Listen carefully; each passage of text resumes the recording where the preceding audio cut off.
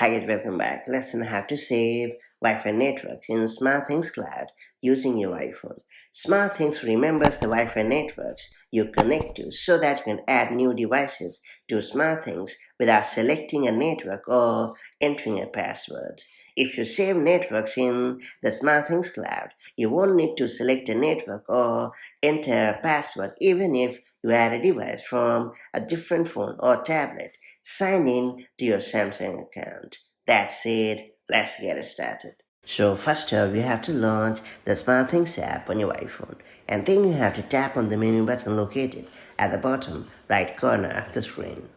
After that, you have to tap on the settings icon located at the upper right corner of the screen. Then you have to scroll down and choose Save Wi-Fi Networks in SmartThings Cloud option.